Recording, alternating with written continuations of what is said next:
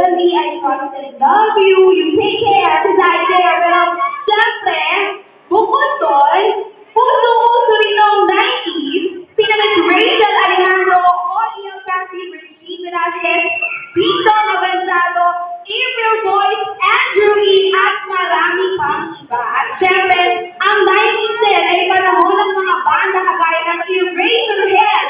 Ano yung tatandaan yung banda ng Eraserhead? Ano? Magazine! Oo, ano pa? Ha?